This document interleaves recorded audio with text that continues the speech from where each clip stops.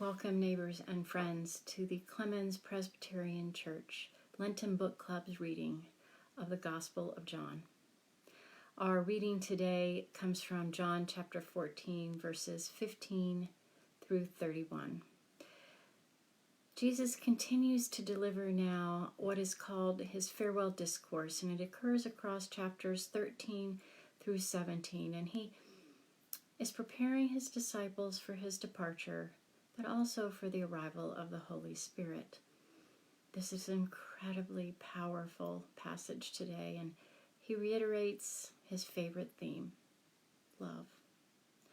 So listen now as we hear how Jesus talks about the arrival of the Holy Spirit, and finally about that special, intimate unity of God, Son, Spirit, and us as the believers. From John chapter 14, verses 15 through 31. If you love me, you will keep my commandments, and I will ask the Father, and he will give you another advocate to be with you forever. This is the Spirit of truth, whom the world cannot receive, because it neither sees him nor knows him. You know him because he abides with you, and he will be in you. I will not leave you orphaned. I am coming to you. In a little while the world will no longer see me, but you will see me. Because I live, you also will live. On that day you will know that I am in my Father, and you in me, and I in you. They who have my commandments and keep them are those who love me, and those who love me will be loved by my Father, and I will love them and reveal myself to them. Judas, not Iscariot, said to him, Lord, how is it that you will reveal yourself to us and not to the world? Jesus answered him, Those who love me will keep my word, and my Father will love them, and we will come to them and make our home with them. Whoever does not love me does not keep my words, and the word that you hear is not mine, but it is from the Father who sent me. I have said these things to you while I am still with you. But the Advocate, the Holy Spirit, whom the Father will send in my name, will teach you everything and remind you of all that I have said. I say to you, peace I leave with you. My peace I give to you. I do not give to you as the world gives.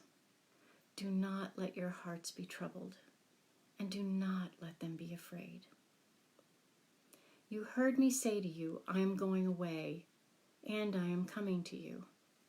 If you loved me, you would rejoice that I am going to the Father, because the Father is greater than I. And now I have told you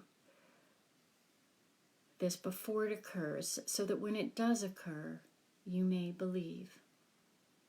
I will no longer talk much to you, for the ruler of this world is coming. He has no power over me, but I do as the Father has commanded me, so that the world may know that I love the Father. Rise, let us be on our way. These are the words of the Lord. Thanks be to God. Jesus was entering into what would be the darkest days of his time here on this earth, and in the midst of that darkness, he promises that his presence and his power will extend far beyond an empty tomb, far beyond an Easter Sunday, far beyond the resurrection. He's heading toward the cross and the resurrection, but he wants to make sure that we understand that is not the end of the story, because this is a story about love. If you didn't walk away with the feeling that the theme in these verses is love, go back and circle the number of times that you see it appear in today's reading. 10 times in 15 verses. Today's passage begins with the word love in it, and it ends with the word love in it. And it isn't just today's passage. I'm sure you'll remember if you go back to the beginning of John 3:16. For God so loved this world, that God gave his only begotten Son, that whosoever believeth in him shall not perish, but have everlasting life. Jesus uses the love verbs agape and phileo over 57 times in John's Gospel. In today's first verse, we hear that Jesus declares that if his disciples love him, they will keep his commandments. Jesus only gives them one commandment in the Gospel of John. And it occurs in the chapter just before today's. You would have heard it yesterday.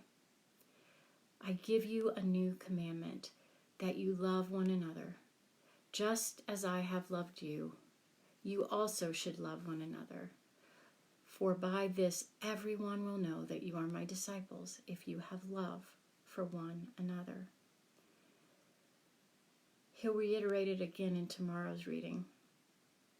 You'll hear, this is my commandment, that you love one another as I have loved you.